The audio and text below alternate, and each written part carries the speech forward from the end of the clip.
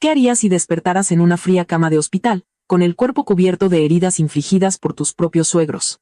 Y si, para colmo, escucharas al hombre con el que has compartido tu vida y tu almohada insultarte, diciendo que si no sabes comportarte, te lo mereces, mientras lloras desesperada? No, la mujer de nuestra historia de hoy hizo algo impensable.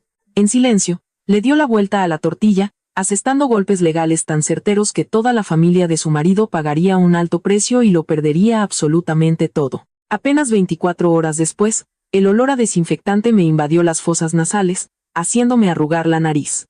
Un ceño fruncido acompañó la sensación. Un dolor agudo, como si me desgarraran las entrañas, surgió de mi costado izquierdo. Abrí los ojos lentamente, y la luz blanca y cegadora de los fluorescentes del techo del hospital se grabó en mi retina.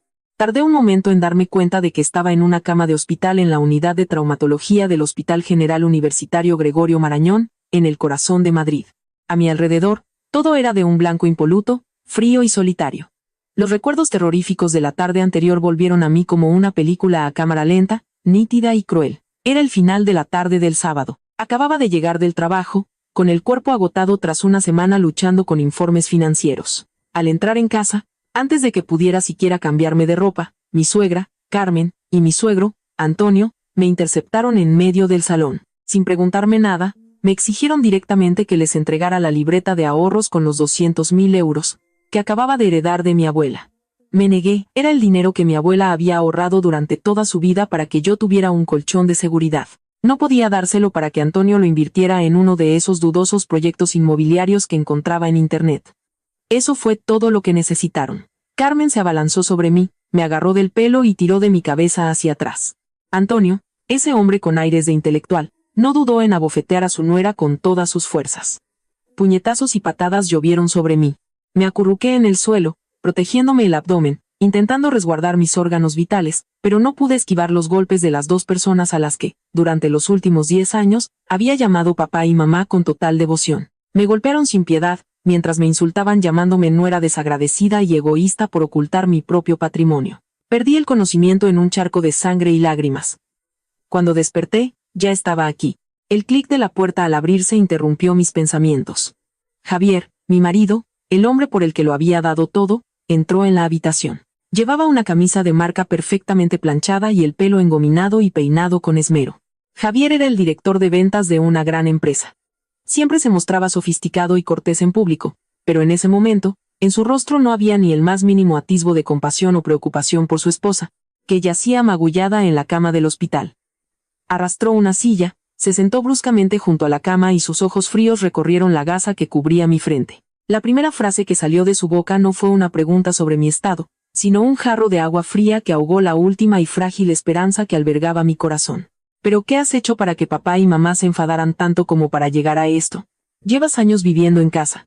¿Acaso no sabes cómo son que te pones a discutir con ellos? Si no sabes comportarte, te lo mereces. ¿De qué lloras? Haz un poco de autocrítica. Cada una de sus palabras fue como un cuchillo invisible que destrozaba mi corazón. Miré fijamente al hombre que tenía delante, sintiéndome completamente extraña para él. 10 años de mi juventud, aguantando las críticas de mi suegra y el autoritarismo de mi suegro. Había destinado todo mi sueldo a mantener a esa familia, incluso había pagado sus deudas bancarias. Y ahora, cuando sus propios padres me habían agredido hasta el punto de hospitalizarme, él se ponía de su lado, lanzándome insultos con total indiferencia. ¿Dices que me lo merezco?, susurré, con la voz ronca por la hinchazón de mi garganta. Javier frunció el ceño, impaciente. Pues claro. Si te piden la libreta de ahorros, se la das y punto. Nadie en esta casa te la va a quitar para que la guardes con tanto recelo. Venga, quédate aquí y piénsalo bien. Tengo que ir a una cena con clientes, no tengo tiempo para cuidarte. Dicho esto, se levantó de un salto, se dio la vuelta con frialdad y salió de la habitación sin mirar atrás ni una sola vez. El portazo sonó seco. La habitación volvió a su silencio inicial, pero dentro de mí, algo se había roto en 1000 pedazos, algo que jamás podría repararse. Mis lágrimas rodaron, empapando la gasa de mi mejilla. No lloraba por el dolor físico, sino por la pena que sentía por mí misma. Había sido demasiado paciente, demasiado tolerante, y a cambio había recibido la más absoluta crueldad. Pero en ese preciso instante, en la frialdad de aquella habitación de hospital, una idea surgió en mi mente. No podía seguir siendo la víctima. Si los lazos familiares ya no existían, si ellos habían pisoteado la moral familiar, entonces usaría la ley para protegerme. No lo hacía por un odio ciego, sino para reclamar justicia, para que entendieran que mi bondad no era algo que pudieran pisotear a su antojo. A partir de este momento, mi vida, la recuperaría yo misma. El invierno en Madrid era gélido, y el viento silbaba a través de las rendijas de la ventana del hospital. Yacía inmóvil en la cama, escuchando los latidos lentos pero firmes de mi corazón. El dolor de las heridas en mi cara y costado persistía, pero mi mente estaba increíblemente clara. Con dificultad, extendí la mano hacia la mesita de noche y cogí el teléfono móvil que una enfermera me había guardado. El reloj marcaba las 2:00 de la madrugada. Sabía que no era el momento adecuado para molestar a nadie, pero la situación no me permitía dudar ni un segundo más. Busqué el nombre del abogado Mateo en mi agenda y llamé. Mateo era un antiguo compañero de la universidad, ahora un prestigioso abogado en un conocido bufete del distrito de Salamanca. Era una persona íntegra y directa, que siempre trabajaba con una dedicación absoluta. El teléfono sonó 3 veces antes de que contestara. La voz de Mateo sonaba adormilada, pero se volvió seria al instante al escuchar mi débil susurro. Sofía, ¿qué pasa para que me llames a estas horas? Mateo, estoy en la unidad de traumatología del Hospital Gregorio Marañón. La familia de mi marido me ha agredido. Necesito tu ayuda. Con solo esas pocas palabras, escuché ruidos al otro lado de la línea. Seguramente, Mateo se había levantado de la cama de un salto. Su voz se tornó firme y llena de preocupación. Explícame qué ha pasado. ¿Te han pegado hasta el punto de tener que ingresarte? ¿Cuál es tu estado ahora mismo? Le conté lentamente todo lo que había sucedido esa tarde, desde la exigencia de dinero de mis suegros hasta la brutal paliza y la actitud fría y cómplice de Javier. Cada palabra que pronunciaba era como abrir mis propias heridas, pero era necesario. Quiero poner fin a todo esto, Mateo. Necesito que me ayudes a presentar una denuncia por un delito de lesiones dolosas contra Antonio y Carmen. Quiero un examen forense de mis lesiones de inmediato. Y lo más importante, tengo todas las pruebas de que la casa está hipotecada y de las cuotas que he pagado en su nombre guardadas en mi correo electrónico y en la nube. Te daré acceso. Quiero demandarlos para recuperar todo mi patrimonio legal. Mateo escuchó en silencio. Como experto en leyes, comprendió al instante la gravedad del asunto. De acuerdo, prepararé la demanda ahora mismo. Un delito de lesiones con ensañamiento, sumado a la apropiación indebida de bienes, tendrán que responder ante la ley. Pero ahora mismo, lo más importante es tu seguridad. Mañana por la mañana, seguro que volverán al hospital para seguir presionándote. No puedes quedarte ahí. Pienso lo mismo, respondí.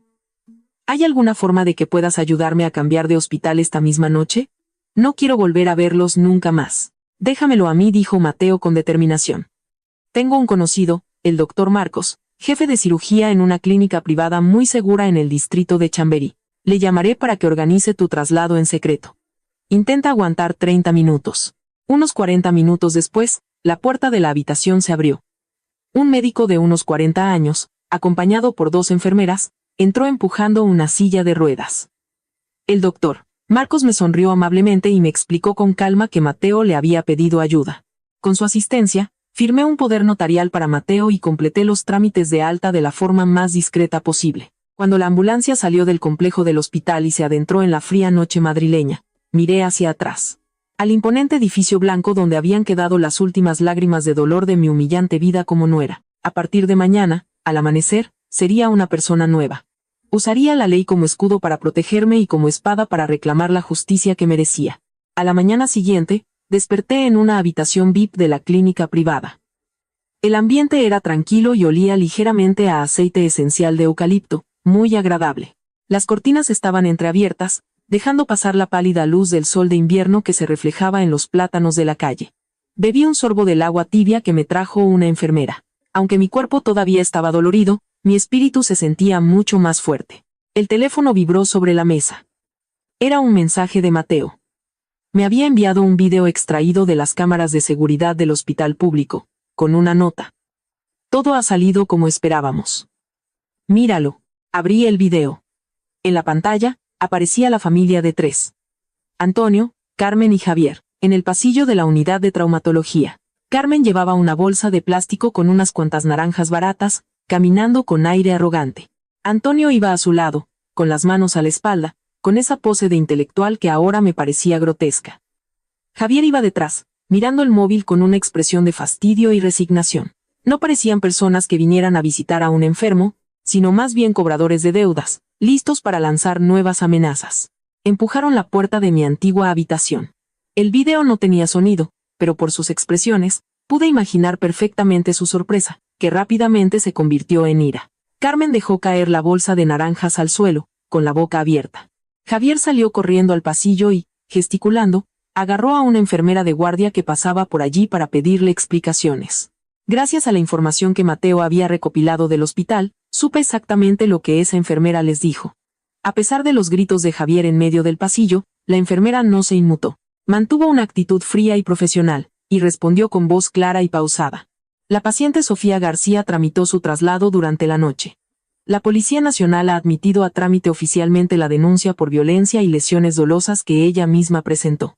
Según la notificación de las autoridades, en este momento, todos los bienes, la vivienda y las cuentas bancarias de su familia han sido embargados para la investigación y la ejecución de la sentencia civil. Las palabras de la enfermera resonaron como un trueno en el pasillo silencioso. En el vídeo, los tres se quedaron paralizados, como estatuas de piedra. El rostro de Carmen se quedó sin una gota de sangre. Le temblaban tanto las piernas que tuvo que agarrarse al marco de la puerta. Antonio miraba fijamente, sin poder creer lo que oía. La arrogancia en el rostro de Javier desapareció por completo, reemplazada por una profunda confusión. Sin esperar un segundo más, los tres salieron corriendo a toda prisa hacia el ascensor. Su aspecto de pánico, empujándose unos a otros, contrastaba radicalmente con la actitud altiva que tenían al llegar. Estaban corriendo contra el tiempo, con la esperanza de salvar el patrimonio que siempre habían considerado suyo. Pero ya era demasiado tarde. El segundo video que Mateo me envió mostraba la entrada de su casa de 3 plantas en un pequeño callejón del distrito de Retiro. Cuando la familia de Javier bajó del taxi, lo que vieron no fue su familiar puerta de madera, sino una barrera de seguridad instalada por las autoridades. Un funcionario judicial y agentes de la policía municipal estaban precintando la puerta principal. Carmen soltó un grito agudo y se lanzó a arrancar el precinto, pero un agente la detuvo. Antonio, con la cara roja de ira, gritaba exigiendo hablar con la persona al mando. La escena atrajo la atención de los vecinos, quienes, acostumbrados a saludar cordialmente a los señores, ahora los señalaban y cuchicheaban entre ellos. Viendo esa escena a través de la pantalla del móvil, sentí una mezcla de emociones. No era la euforia del vencedor, ni la alegría de la venganza. Solo sentía una profunda tristeza. Si hubieran sabido valorar los lazos familiares, si no hubieran respondido a mi sacrificio con codicia, quizás nada de esto habría sucedido. Pero la ley es imparcial, y todos los errores tienen un precio. Apagué la pantalla del teléfono y cerré los ojos, dejando que las lágrimas cayeran en silencio sobre la almohada. Volviendo a la escena frente a la casa en el distrito de Retiro, la grabación de audio que Mateo me envió más tarde reconstruyó toda la tensa conversación entre él y la familia de mi marido. Mientras Antonio y Carmen montaban una escena, revolcándose en el suelo y exigiendo que las autoridades les dejaran entrar, el abogado Mateo salió de un coche aparcado cerca. Con su elegante traje negro y un maletín en la mano, Mateo se acercó con el aire de un ejecutor de la justicia, tranquilo pero firme. Señor Antonio, señora Carmen y usted, Javier, dijo Mateo en voz alta, para que todo el vecindario pudiera oírlo. Soy el abogado Mateo, representante legal de la señora Sofía. Esta casa ha sido embargada y precintada por orden judicial urgente del juzgado de primera instancia. ¿Y tú quién coño eres para precintar mi casa?, gritó Antonio, señalando a Mateo con el dedo. Esta casa la dejaron mis antepasados. Las escrituras están a mi nombre y al de mi mujer. Sofía no es más que una cualquiera. ¿Con qué derecho nos demanda y nos echa a la calle? Mateo no se inmutó. Abrió su maletín lentamente y sacó un grueso expediente con el sello del banco y de una notaría. Señor Antonio, quizás lo ha olvidado, o prefiere olvidarlo. Hace 5 años, usted hipotecó esta casa en el banco para obtener capital para un negocio que resultó ser un fracaso. La casa estuvo a punto de ser embargada por el banco. La persona que actuó como avalista y utilizó su propio sueldo y bonificaciones para pagar las cuotas mensuales, tanto el capital como los intereses, durante los últimos 5 años, fue precisamente Sofía. Según el acuerdo firmado ante notario en aquel momento, si ustedes no podían hacer frente a los pagos, Sofía tenía derecho a iniciar acciones legales para solicitar la ejecución hipotecaria y recuperar el dinero que había invertido. Carmen, al oír esto, balbuceó. Pero ella es nuestra nuera. Pagar las deudas de la familia de su marido es su responsabilidad. ¿Cómo puede ser tan calculadora, como si fuéramos extraños? Señora, la voz de Mateo se endureció. La responsabilidad y el afecto familiar deben ser recíprocos. Cuando ustedes se unieron para golpearla brutalmente, hasta el punto de hospitalizarla, solo para robarle sus ahorros personales. ¿La consideraron ustedes parte de la familia? En este momento, mi clienta ha solicitado el divorcio y ha presentado una demanda civil, exigiendo la devolución del dinero que pagó al banco, así como una indemnización por los daños físicos y morales causados por su agresión. Mateo hizo una pausa y miró directamente a Javier, que estaba pálido a su lado. Además, por orden del tribunal, todas las cuentas bancarias del señor Antonio, la señora Carmen y usted, Javier, han sido congeladas para garantizar la futura ejecución de la sentencia. La orden tiene efecto inmediato. Por favor, abandonen la zona precintada. Si se resisten, la policía los acusará de un delito de obstrucción a la justicia. Las palabras de Mateo eran precisas, lógicas y no dejaban ningún resquicio al que pudieran aferrarse. Javier, que siempre se jactaba de ser un hombre educado, se quedó sin palabras. Conocía perfectamente la verdad sobre la deuda del banco, pero por orgullo y codicia, había hecho la vista gorda, dejando que yo cargara sola con todo el peso.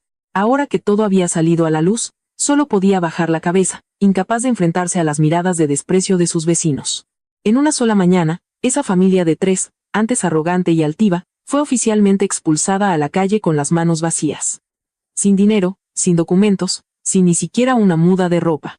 Se quedaron plantados en la acera helada, dándose cuenta con horror de que este trágico final era el resultado de su propia codicia insaciable y su crueldad. El karma no perdona a nadie, y a veces, el precio a pagar llega mucho antes de lo que uno espera. Desalojados de su casa y con las cuentas bancarias congeladas, la familia de Antonio cayó en la miseria. En medio de la desesperación, Javier recordó de repente que todavía era el director de ventas de una gran multinacional, con un sueldo y unos beneficios considerables cada mes. Tranquilizó a sus padres, llamó a un taxi caro, pidiendo pagar el trayecto más tarde, y se dirigió directamente a la sede de la empresa, situada en una de las avenidas más concurridas y lujosas de Madrid.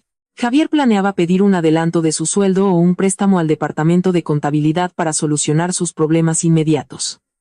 Después, contrataría a un abogado para contraatacar. Pero lo que Javier no esperaba era que yo nunca libro batallas sin estar preparada. 10 años viviendo juntos me habían enseñado a conocer su verdadera naturaleza. Conocía perfectamente los rincones oscuros y sucios que ocultaba tras su fachada de hombre respetable.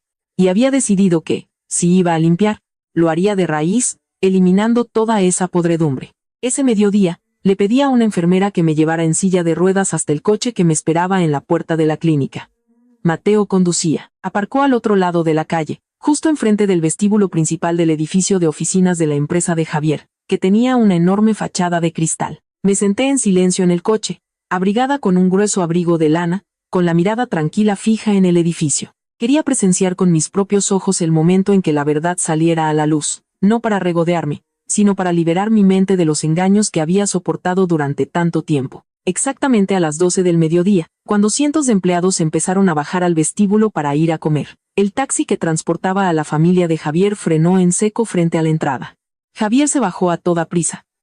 Se ajustó el cuello de la camisa e intentó mantener un aire de autoridad mientras entraba en el gran vestíbulo.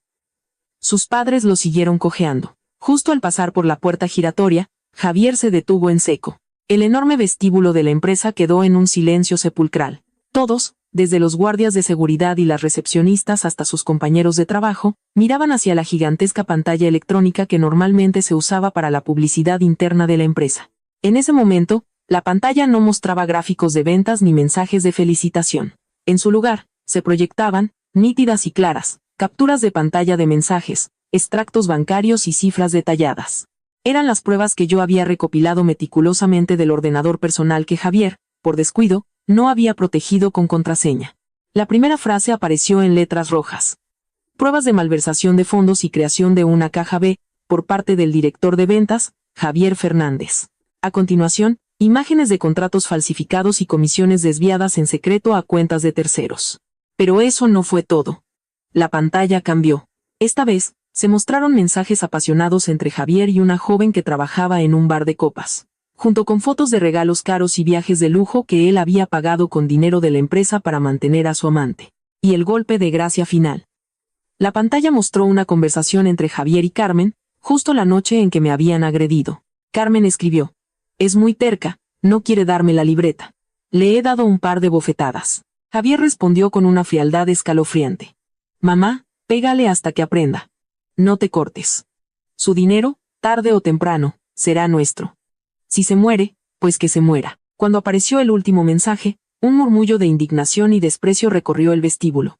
Los compañeros que a diario saludaban a Javier con respeto, ahora lo miraban como si fuera un monstruo desalmado. Las mujeres lo señalaban, con una expresión de absoluto asco. Javier se quedó paralizado en el sitio, con el rostro pálido como el papel y el sudor perlando su frente.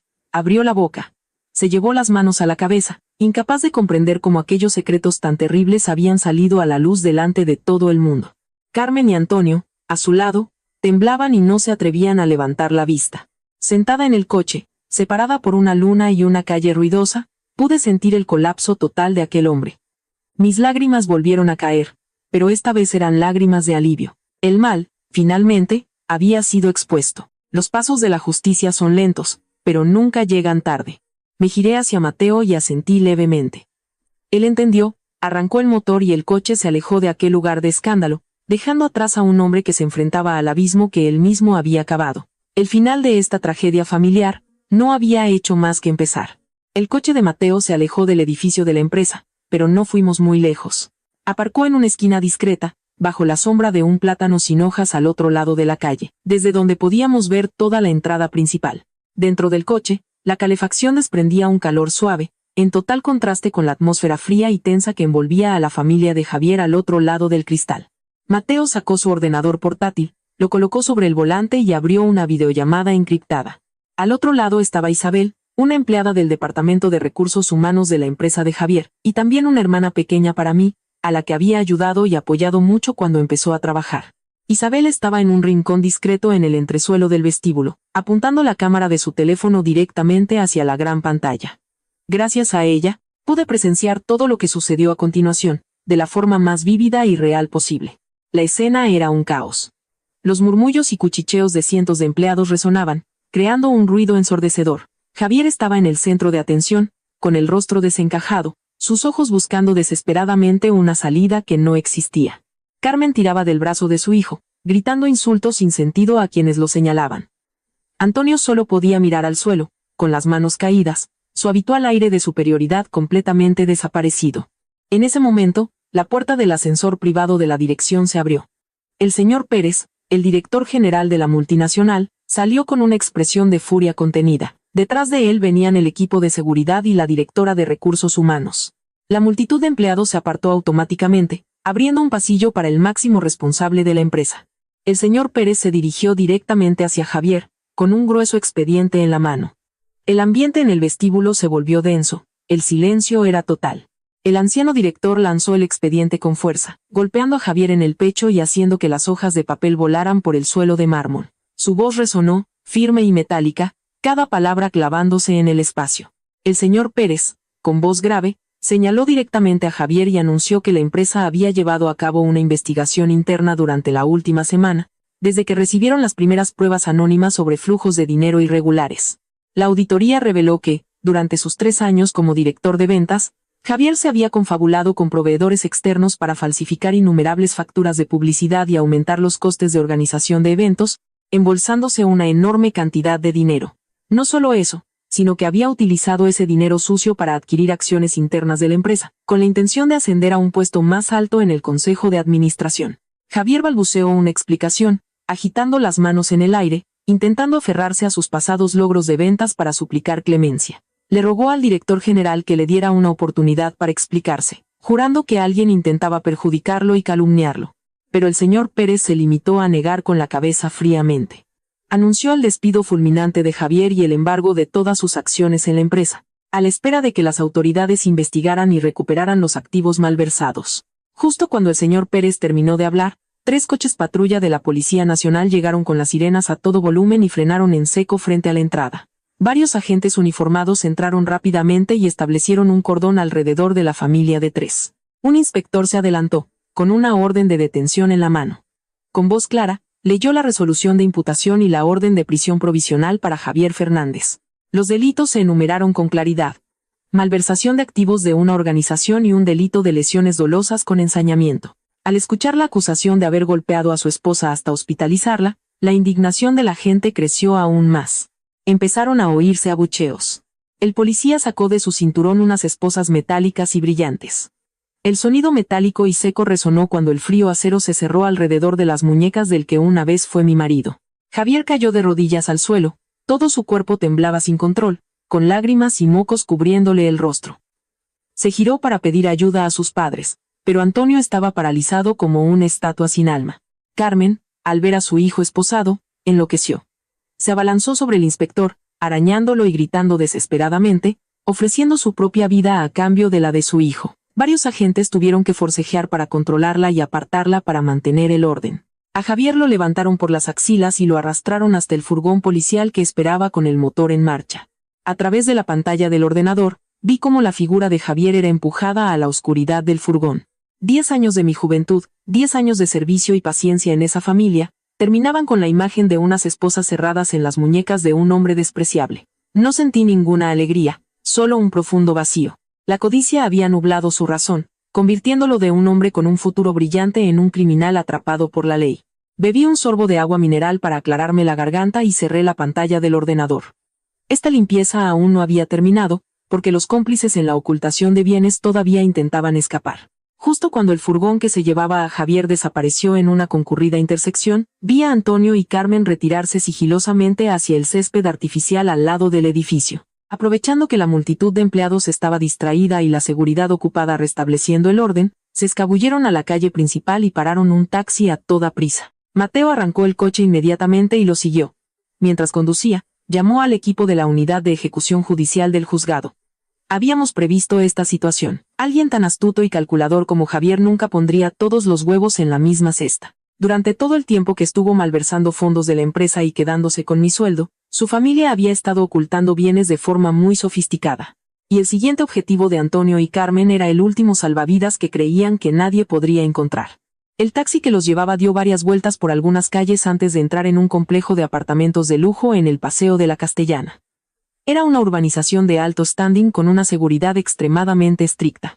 El taxi se detuvo en la rampa que bajaba al aparcamiento subterráneo B2, exclusivo para residentes. Antonio y Carmen se bajaron a toda prisa, sin molestarse en pagar la carrera, y corrieron por la oscura rampa, dejando atrás al taxista que les gritaba improperios. El coche de Mateo tenía una tarjeta de residente que le había proporcionado un antiguo cliente, por lo que pasamos fácilmente el control de seguridad y lo seguimos al aparcamiento. El sótano era enorme, con una tenue luz de fluorescentes y un aire viciado, con el típico olor a gasolina y humedad.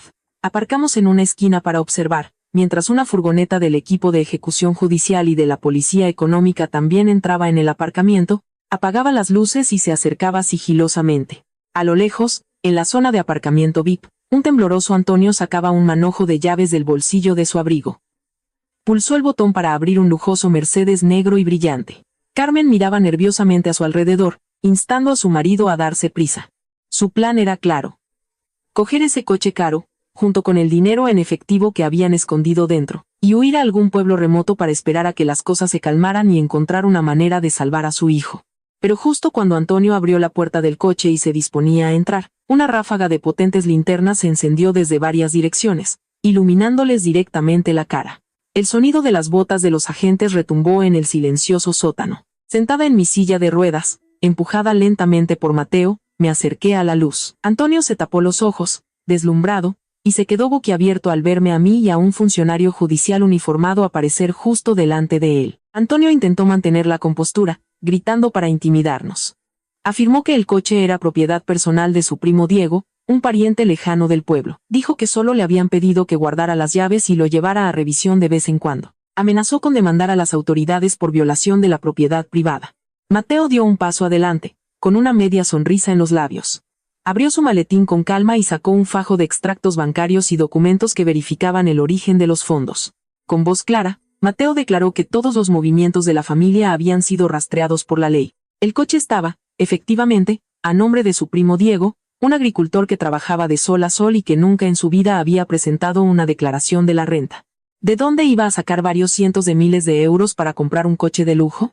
Las pruebas de la transferencia bancaria al concesionario eran muy claras. El dinero provenía de una cuenta fantasma creada por el propio Javier para depositar el dinero malversado, que luego blanqueó utilizando a familiares como testaferros. El funcionario judicial se acercó y le arrebató las llaves de la mano a Antonio. En virtud de la orden de embargo preventivo de bienes para garantizar la reparación del daño en este caso económico, este vehículo queda confiscado en el acto. Y no solo eso. Un agente de policía pidió abrir el maletero para una inspección. Al abrirlo, junto a un montón de objetos personales desordenados, apareció una bolsa de deporte negra. La cremallera estaba abierta, revelando fajos de billetes de 50 euros, cuidadosamente atados y ordenados. En total, 20.000 euros en efectivo. Era el último remanente de la caja B que Carmen había retirado sigilosamente del banco unos días antes, con la intención de usarlo para la huida. Al ver cómo sus bienes eran precintados y confiscados uno por uno, Carmen se derrumbó por completo. Cayó de rodillas sobre el frío suelo de cemento del sótano, golpeando el suelo con las manos y suplicando a gritos a los agentes que tuvieran piedad, que le dejaran algo de dinero para sobrevivir. Se lamentó de su suerte, usando su vejez y debilidad como excusa para dar pena. Pero en la ley no hay lugar para lágrimas de cocodrilo. Antonio se apoyó en una columna de hormigón, con la mirada perdida, comprendiendo que todas las vías de escape de su familia estaban completamente cortadas. Habían caído oficialmente en un abismo de desesperación, enfrentándose al justo castigo de la ley. Días después de la confiscación del coche y la detención de Javier, la familia de mi suegro se quedó literalmente en la calle, sin casa y sin dinero. Tuvieron que tragarse su orgullo y pedir refugio temporal en la humilde casa de campo de ese primo en las afueras. A pesar de su terrible situación, Antonio no abandonó su plan de darle la vuelta a la tortilla. Aferrándose al falso honor de su linaje, decidió convocar una reunión familiar de emergencia en la antigua casa solariega de la familia. Su objetivo era claro: utilizar la presión de los ancianos y el peso de la moral patriarcal para obligarme a retirar todas las acusaciones y salvar a Javier de la cárcel. La casa solariega de los Fernández se encontraba en un antiguo y pintoresco pueblo de la sierra. El lugar siempre olía a la madera vieja y a la piedra húmeda. Las grandes vigas de roble, los escudos de armas y los retratos familiares le daban un aire solemne. Ese día, el patio empedrado estaba lleno de gente. Casi todos los ancianos, tíos, primos y demás parientes estaban presentes. Llegué a la reunión acompañada por Mateo. Aunque mi cuerpo aún estaba dolorido y los moratones de mi cara apenas empezaban a amarillar, elegí un atuendo discreto y formal. Entré en el patio con la cabeza bien alta, sin el menor atisbo de miedo. Mi presencia provocó un murmullo entre la multitud. En cuanto me vio cruzar el umbral, Antonio comenzó su actuación. Se levantó de un salto de su asiento en primera fila, corrió hacia el centro del patio y, señalándome, se echó a llorar desconsoladamente. Me acusó a gritos de ser una nuera malvada, desagradecida y traidora, que había usado artimañas despreciables para robar el patrimonio de la familia de su marido, meter a su hijo en la cárcel y dejar a sus suegros en la calle. Suplicó al patriarca de la familia y a los demás parientes que intervinieran para hacer justicia, y me obligaran a firmar la retirada de la denuncia. Algunos parientes, que no conocían bien los hechos, empezaron a ponerse de su lado. Utilizaron argumentos moralistas sobre los deberes de una esposa y una nuera para juzgarme. El ambiente en el patio se volvió opresivo y tenso. Con calma, di un paso al frente, junté las manos e hice una respetuosa reverencia al patriarca y a los demás ancianos. Con su permiso, me gustaría decir unas palabras ante nuestros antepasados y toda la familia. Con voz clara y firme, relaté todo el proceso. Cómo me habían explotado laboralmente, cómo me obligaron a pagar la hipoteca y, como colofón, la brutal paliza que casi me cuesta la vida para robarme la libreta de ahorros de mi abuela. Mi sincero relato, junto con las heridas aún visibles en mi cuerpo, hizo que la multitud se fuera callando poco a poco. Las miradas pasaron del juicio a la duda y la compasión. Pero el golpe definitivo no estaba en mi historia. Me giré hacia Mateo y le pedí que le entregara al patriarca un viejo cuaderno de contabilidad con tapas de cuero marrón. Me volví hacia Antonio y dije en voz alta: hago público ante toda la familia este libro de cuentas que encontré por casualidad en la caja fuerte de Antonio el día que recogí mis cosas para irme de casa. Este cuaderno no registra negocios externos, sino las cuentas de la propia familia Fernández. El patriarca, con manos temblorosas, se puso sus gafas de leer y empezó a pasar las páginas. Su rostro pasó de la normalidad al rojo intenso y luego a una palidez mortal por la ira. Durante sus 10 años como tesorero del Comité de Restauración de la Capilla Familiar, Antonio había inflado sistemáticamente los precios de los materiales de construcción. Se había quedado con parte de las donaciones que los parientes del extranjero enviaban para el mantenimiento de las tumbas de los antepasados e incluso, se había embolsado en secreto las comisiones de la venta de un terreno comunal de la familia para mantener a una amante y financiar sus gastos personales. Cada cifra, cada recibo firmado, estaba meticulosamente registrado para su propio control, sin imaginar que se convertiría en la prueba en su contra. La verdad salió a la luz como un jarro de agua fría para todos los presentes. La confianza y el respeto que la familia había depositado en Antonio durante tanto tiempo se hicieron añicos. El patriarca, furioso, golpeó el suelo de piedra con su bastón, y señalando a Antonio, lo insultó gravemente. Lo llamó hijo indigno, una deshonra para el nombre de sus antepasados, capaz de robar hasta el dinero destinado a las ofrendas de los difuntos. Los parientes que antes defendían a Antonio, ahora se volvían contra él, lanzándole insultos y miradas de desprecio. Un tío carnal, incapaz de contener su ira, se abalanzó sobre él y le dio una bofetada tan fuerte que lo hizo tambalearse y caer al suelo. El patriarca anunció solemnemente ante todos los presentes que, a partir de ese momento, el nombre de la familia de Antonio sería borrado de los registros familiares. No tendrían derecho a volver a poner un pie en la casa solariega. Su destino estaba en sus manos, y nadie tenía permiso para ayudarlos o acogerlos. La reunión familiar terminó con la más absoluta humillación para el padre de familia. La hipocresía y la falsa moral de Antonio habían sido desenmascaradas, devolviéndome mi honor y mi buen nombre ante aquellos que me habían juzgado erróneamente. Rechazados por su propia familia y expulsados de su refugio temporal, la pareja de Antonio y Carmen se encontró en un callejón sin salida. Pero la naturaleza de los codiciosos es nunca rendirse mientras quede una esperanza. En su desesperación, recordaron una inversión secreta que habían hecho unos meses antes con el dinero malversado por Javier. Un apartamento de lujo sobre plano, valorado en 400.000 euros, en un importante proyecto inmobiliario en el norte de Madrid. Para ocultar el activo, le habían pedido a un antiguo socio comercial que figurara como titular en el contrato de compraventa, con la intención de venderlo y obtener beneficios una vez terminado el proyecto. Ahora que todas sus cuentas estaban congeladas, ese apartamento era su único salvavidas. Si conseguían rescindir el contrato antes de tiempo, aunque tuvieran que pagar una penalización, aún podrían recuperar unos 300.000 euros en efectivo. Ese dinero sería suficiente para contratar al mejor abogado, salvar a Javier y huir a un lugar donde nadie los conociera. Dicho y hecho. La pareja pidió prestado algo de dinero para coger un taxi, y junto con el amigo que actuaba como testaferro, se dirigieron a la sede de la inmobiliaria que comercializaba el proyecto. La oficina estaba en un edificio de clase A, un espacio lujoso con lámparas de cristal y empleados impecablemente vestidos. La aparición de Antonio y Carmen, con sus ropas arrugadas y sus rostros demacrados, estaba completamente fuera de lugar en aquel entorno. Se dirigieron directamente a la recepción, exigiendo a gritos ver al director de la inmobiliaria para liquidar el contrato de inmediato. Pero habían subestimado la red de información de Mateo. En cuanto pusieron un pie en la inmobiliaria, el sistema de localización y los contactos de Mateo en el sector inmobiliario nos alertaron. No tardamos mucho en llegar. Cuando entramos en la sala VIP de la inmobiliaria, Antonio estaba a punto de firmar el acuerdo de rescisión. Al vernos a Mateo y a mí, acompañados por dos funcionarios judiciales, su mano tembló tanto que se le cayó el bolígrafo sobre la mesa de cristal. Mateo, sin rodeos, colocó sobre la mesa la orden del juzgado que aplicaba una medida cautelar urgente. Dirigiéndose al director de la inmobiliaria, le explicó con claridad y con los artículos de la ley en la mano: este activo, valorado en 400.000 euros, está actualmente sujeto a un grave litigio penal y civil. Se ha demostrado que el dinero utilizado para la compra de este apartamento procede de un delito de malversación y ocultación de bienes. Cualquier persona o entidad que colabore en la transferencia, liquidación u ocultación de este activo será procesada penalmente por los delitos de encubrimiento y blanqueo de capitales.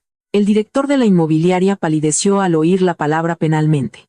Retiró rápidamente la mano, apartó el acuerdo de rescisión y ordenó inmediatamente a su departamento jurídico que bloqueara todo el expediente del apartamento y suspendiera cualquier transacción relacionada para colaborar con la investigación. El amigo que actuaba como testaferro, al ver la gravedad de la situación y temiendo verse implicado, se desentendió de toda responsabilidad. Declaró que había sido engañado, que no sabía nada del origen ilícito del dinero, y desapareció por la puerta, dejando a Antonio y Carmen completamente solos y desamparados. Al perder su última esperanza, Carmen enloqueció. Perdiendo toda la compostura, se tiró al suelo de mármol pulido de la sala VIP, pataleando y golpeando el suelo. Lloraba y maldecía al cielo por su injusta suerte, mientras me maldecía a mí, llamándome un mal augurio que había traído la desgracia a su familia. Sus gritos agudos resonaron por todo el vestíbulo, obligando a los guardias de seguridad del edificio a intervenir. Antonio, en cambio, se quedó paralizado, con la mirada fija en la orden de embargo con el sello rojo del juzgado. 400.000 euros, toda una fortuna que había conseguido a base de pisotear el trabajo de su nuera y consentir los delitos de su hijo, se había convertido en humo. Se desplomó en el sofá, jadeando, agarrándose el pecho. Un ataque de ansiedad lo hizo encogerse de dolor, pero nadie en la sala se movió para ayudarlo. Era el castigo más severo para una codicia desmedida. Cuando el dinero desaparece y los lazos familiares se rompen, solo queda la soledad y la humillación pública. Con todos sus bienes embargados y el honor familiar destrozado, Javier se enfrentaba a una posible condena de 15 años de cárcel, mientras que Antonio y Carmen también corrían el riesgo de ser imputados como cómplices de encubrimiento.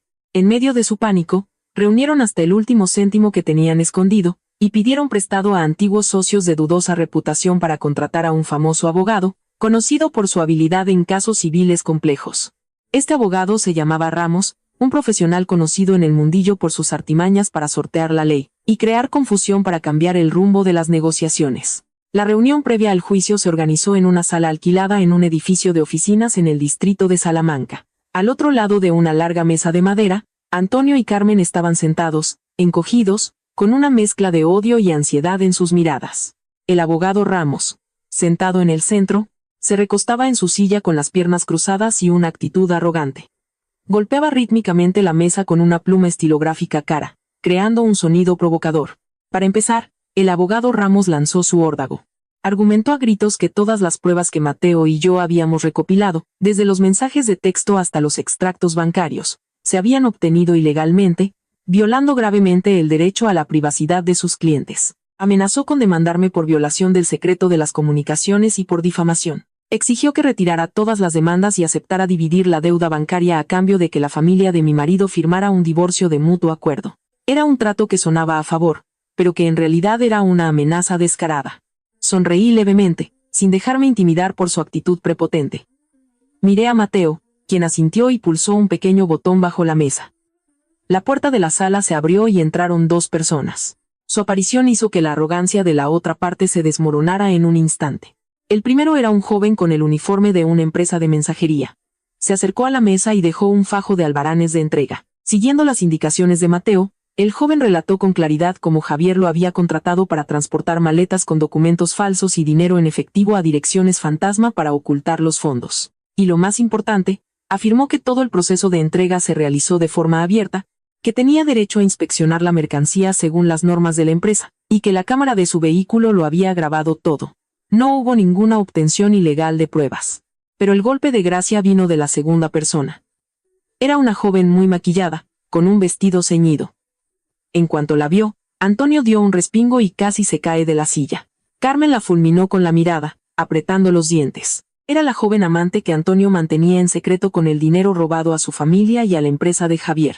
La amante, sin dudarlo, se sentó frente al abogado Ramos y, con un tono descarado pero muy claro, relató con todo detalle cómo Antonio se había jactado de su fortuna robada. Le había proporcionado a Mateo todos los mensajes de audio en los que Antonio le daba instrucciones sobre cómo transferir dinero al extranjero para comprar propiedades y ocultar el patrimonio. Las grabaciones sonaron en la sala. La voz ronca y llena de lujuria y codicia de Antonio resonó, destrozando cualquier argumento de defensa. El abogado Ramos escuchaba, su expresión cambiando de la confianza a la confusión y, finalmente, al pánico. Como experto en leyes, entendía perfectamente que la naturaleza del caso había cambiado por completo. Ya no era una simple disputa de bienes en un divorcio o un caso de violencia doméstica. Era una red organizada de estafa, apropiación indebida y blanqueo de capitales. Con pruebas irrefutables. Si continuaba defendiéndolos, ocultando el origen ilícito de ese dinero, podría verse implicado en un delito de encubrimiento e incluso perder su licencia de abogado, que tanto le había costado conseguir. Sin dudarlo un segundo, el abogado Ramos se levantó de un salto. Recogió apresuradamente los papeles de la mesa y los metió en su maletín, con el sudor perlando su frente. Se giró hacia Antonio, y con voz tensa, lo acusó de haberle mentido y proporcionado información falsa. A pesar de los ruegos y las lágrimas de Carmen y la mirada desesperada de Antonio, el famoso abogado abrió la puerta y salió, casi huyendo de la sala. Cuando la puerta se cerró, la última esperanza de la familia de Antonio se desvaneció.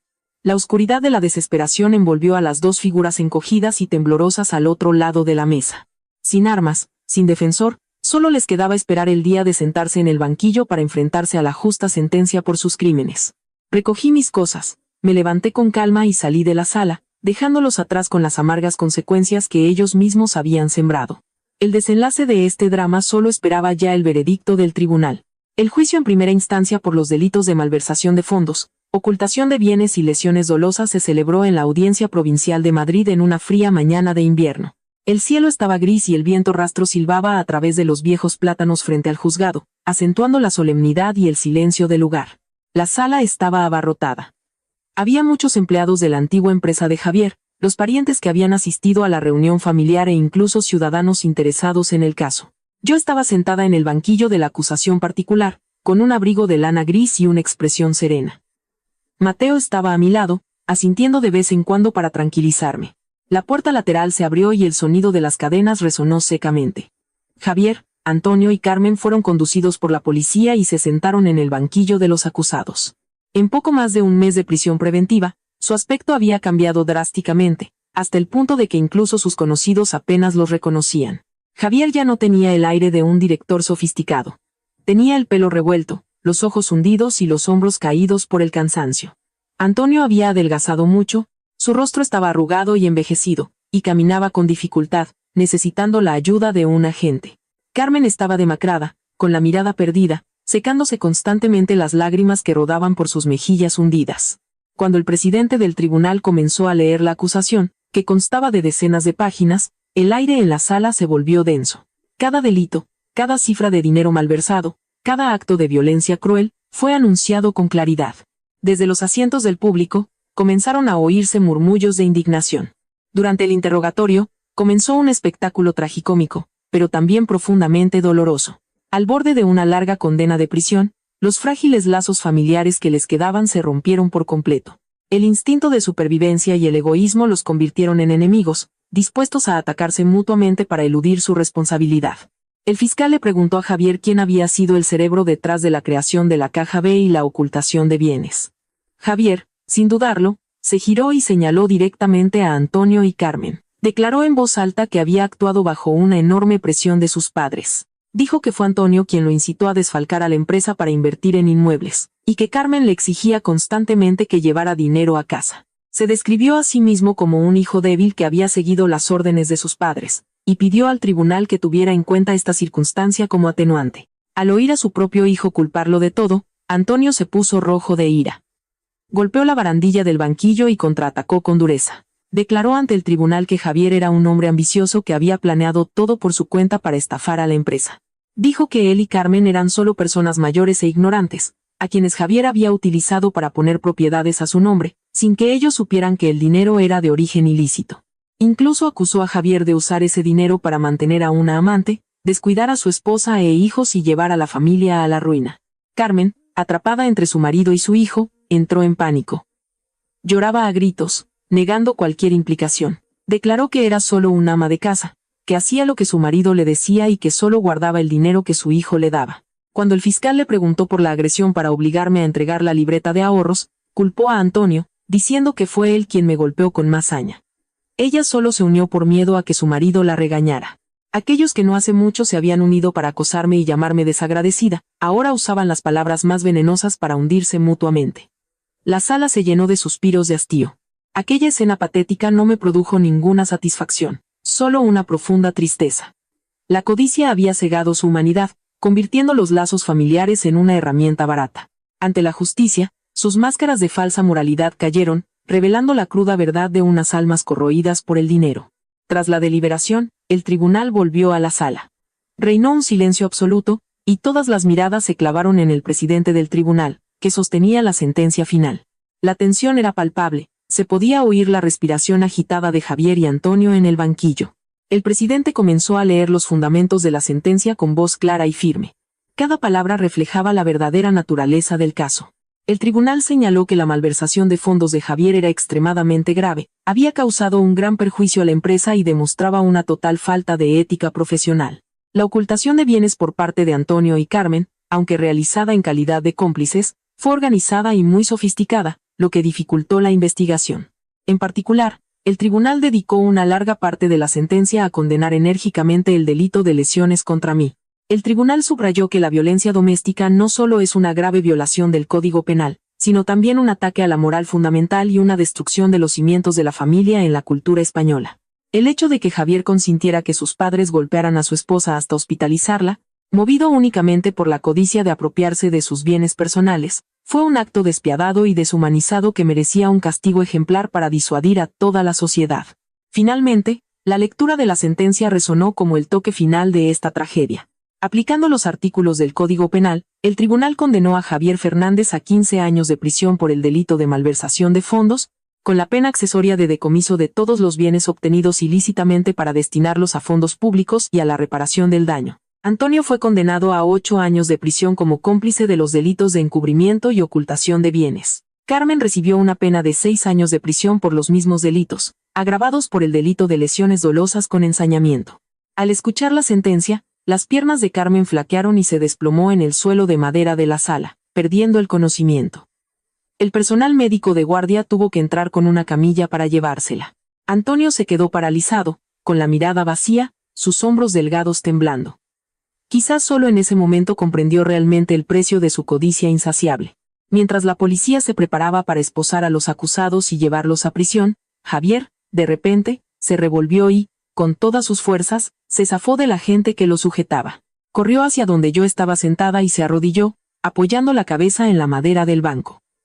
Lloraba desconsoladamente, con el rostro cubierto de lágrimas y mocos. Repetía mi nombre, suplicándome que, por los 10 años de matrimonio, presentara un recurso para reducir su condena. Juraba que se reformaría, que empezaría una nueva vida. Me rogaba que no lo abandonara en los años más oscuros que le esperaban. Me levanté, manteniendo una distancia segura. Miré al hombre postrado a mis pies, sintiendo un vacío total, sin ira ni compasión. Con una voz tranquila pero lo suficientemente alta para que me oyera, le dije: «Tus lágrimas ahora no son por mí, Javier. Lloras por ti mismo. Durante 10 años, te perdoné y aguanté innumerables veces, pero mi paciencia solo fue recompensada con golpes y amargas traiciones. La ley es la ley. Esta condena de 15 años es el resultado de tus propias acciones, y nadie puede cargar con ella por ti. Tu disculpa llega demasiado tarde». Dicho esto, me di la vuelta con decisión y me fui sin mirar atrás. La puerta de la sala se abrió, y la pálida luz del sol del mediodía invernal iluminó el espacio. Respiré hondo el aire fresco de la libertad, dejando atrás los gritos desesperados de Javier, que se mezclaban con el sonido de las sirenas de los coches de policía en el exterior. 2 días después del juicio, fui con Mateo al centro penitenciario para completar los últimos trámites legales antes de que Javier fuera trasladado a una prisión de mayor seguridad para cumplir su condena. La sala de visitas estaba dividida por un grueso cristal blindado, separando el espacio en 2 mundos opuestos. Uno de luz y libertad, y otro de oscuridad y encierro. Javier fue conducido a la sala con el uniforme de preso a rayas. Se movía lentamente, con los hombros encogidos, sin atreverse a mirarme a los ojos. Cuando se sentó en la silla al otro lado del cristal y se llevó el teléfono interno al oído, yo hice lo mismo. No hubo saludos. El silencio se prolongó durante un rato, solo se oía su respiración pesada a través de la línea. Abrí mi maletín, saqué un folio impreso y lo pegué al cristal para que lo viera bien. Era la solicitud de divorcio de mutuo acuerdo. El tribunal ya ha resuelto la parte penal y la división de bienes en el caso de malversación, le dije por teléfono, con voz firme. Ahora es el momento de poner fin a este matrimonio equivocado.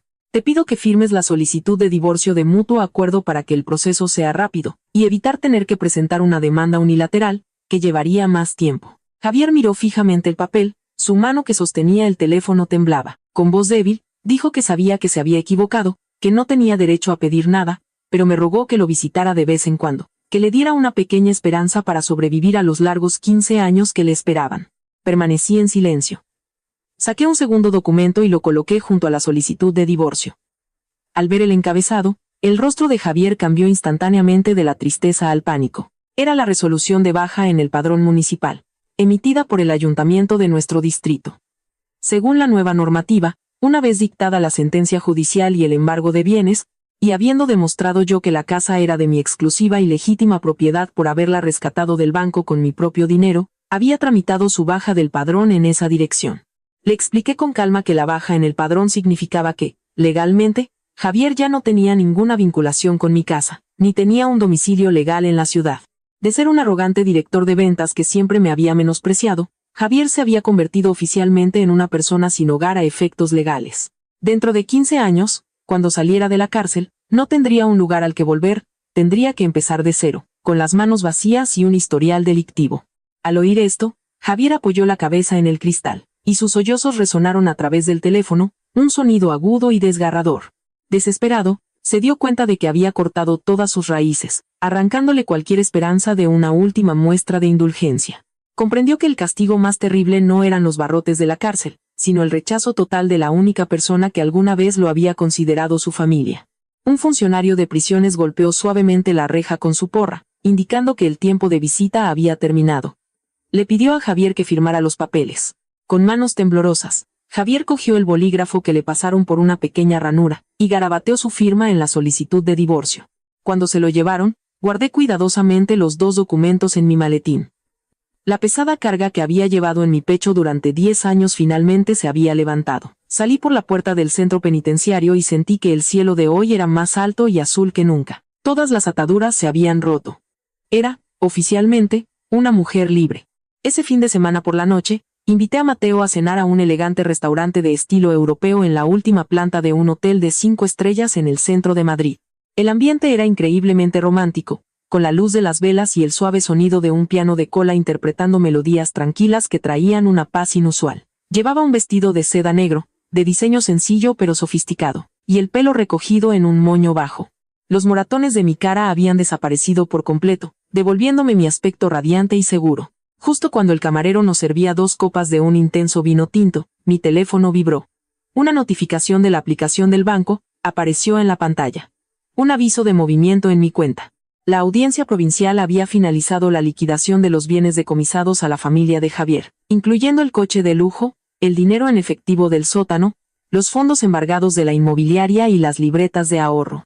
Después de deducir las cantidades para compensar a la empresa, el banco me había transferido la totalidad del capital y los intereses que yo había pagado por la hipoteca de la casa, más una indemnización por daños y perjuicios. La suma total que recuperé y que fue ingresada en mi cuenta ascendía a 1.600.000 euros. Sonreí levemente y le mostré el teléfono a Mateo.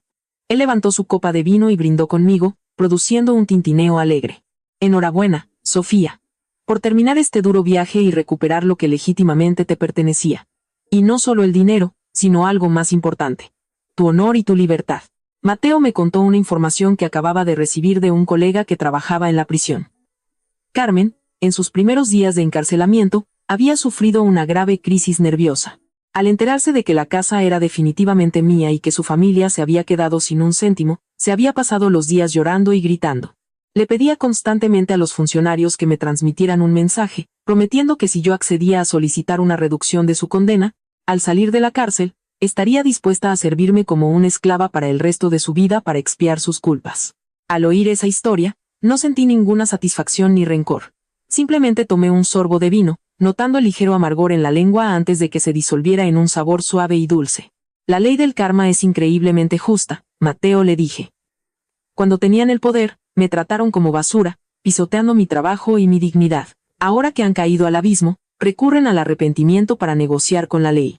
Pero la justicia no se compra con lágrimas. He borrado a esas personas de mi vida, no guardo rencor, porque el odio solo carga el alma. Elijo dejarlos atrás, para que se consuman en las consecuencias de sus propios actos. La cena transcurrió en un ambiente ligero y cálido. No volvimos a mencionar a los culpables, sino que empezamos a hablar de futuros proyectos laborales, de planes que había albergado durante mucho tiempo y que ahora tenía la oportunidad de llevar a cabo. Salimos del restaurante cuando la ciudad ya estaba iluminada. Tomé un taxi directamente al aeropuerto Adolfo Suárez Madrid-Barajas. Un vuelo nocturno me llevaría a otro país, donde había aceptado una oferta para dirigir un gran proyecto empresarial de un socio extranjero. No era una huida, sino el trampolín perfecto para comenzar un nuevo capítulo en mi vida, construyendo mi propia carrera. Sentada en el asiento trasero del taxi, revisé las redes sociales en mi teléfono. El caso del exdirector de ventas, la agresión a su esposa y la malversación de fondos se había convertido en el centro de atención mediática durante toda la semana. Bajo los artículos que informaban sobre la condena de 15 años de Javier y la confiscación de los bienes de su familia, había miles de comentarios. La mayoría expresaba su indignación por la depravación moral de la familia de mi exmarido, con comentarios como: quien siembra vientos, recoge tempestades, el karma es instantáneo o se lo merecen. Muchos otros me enviaban mensajes de ánimo y apoyo por haber tenido el valor de luchar por la justicia. Leyendo esos comentarios, me di cuenta de que la sociedad, en general, tiene un sentido de la justicia. La bondad, si se abusa de ella, se convierte en debilidad, pero si se sabe usar en el momento y lugar adecuados, y si una se protege con la fuerza del conocimiento y la ley, La justicia siempre sonreirá. El taxi volaba por la autopista hacia el aeropuerto. Las luces de la ciudad pasaban veloces ante mis ojos. Bajé la ventanilla. La brisa fresca de la noche invernal entró en el coche, pero ya no me producía una sensación de frío, sino que traía el aroma puro de la libertad. Después de pasar por una experiencia tan terrible, mi percepción de la vida había cambiado por completo. Entendí que la felicidad no consiste en aguantar para mantener la apariencia de una familia falsa. La verdadera felicidad reside en valorar quién eres. En establecer límites para que nadie tenga derecho a hacerte daño. El drama había llegado a su fin, no con una venganza sangrienta, sino con una profunda comprensión del valor de la vida y la necesidad de dejar ir. El aeropuerto internacional apareció ante mí, con sus luces brillantes y su ritmo frenético. Saqué mi pequeña maleta del coche y, con la cabeza bien alta, entré en la terminal. El anuncio de mi vuelo resonó por los altavoces. Sonreí levemente, dejando atrás un pasado oscuro, y caminé con confianza hacia la puerta de embarque. Frente a mí, solo quedaba un cielo inmenso, una nueva vida, libre, brillante y completamente mía. Mi viaje, el de verdad, no había hecho más que empezar. Queridos oyentes, al cerrar la historia de Sofía, la emoción que queda no es de regocijo ante una disputa, sino un suspiro de tristeza por los valores familiares desfigurados por la codicia. Quizás, a través de esta historia, nos damos cuenta de que la paciencia y el sacrificio ciegos nunca son la clave para preservar la felicidad familiar. La codicia humana es a veces un pozo sin fondo. Si cedemos continuamente, el egoísmo solo encontrará más oportunidades para avanzar. El respeto y el amor solo son verdaderamente sagrados cuando se construyen sobre una base de comprensión y aprecio mutuo. La moral nos enseña a ser tolerantes, pero también a proteger nuestra propia dignidad y nuestros derechos legítimos. La bondad, si se entrega a los codiciosos y crueles, se convierte en una herramienta para que nos exploten y nos hieran. La ley siempre tiene su justicia, y el karma en la vida es increíblemente imparcial. Aquellos que usan artimañas para pisotear el sudor y las lágrimas de otros, finalmente, se arrebatarán todo a sí mismos, desde sus bienes y su honor hasta sus lazos de sangre. El mensaje más profundo que podemos extraer de esta historia es que nunca debemos perdernos a nosotros mismos por personas que no nos valoran. Mantengamos siempre un corazón bondadoso, acompañado de fortaleza y conocimiento. Porque la verdadera felicidad solo florece cuando aprendemos a ser dueños de nuestras propias vidas. Gracias por dedicar su valioso tiempo a escuchar la historia de hoy. Les deseo a todos paz, salud y mucha alegría.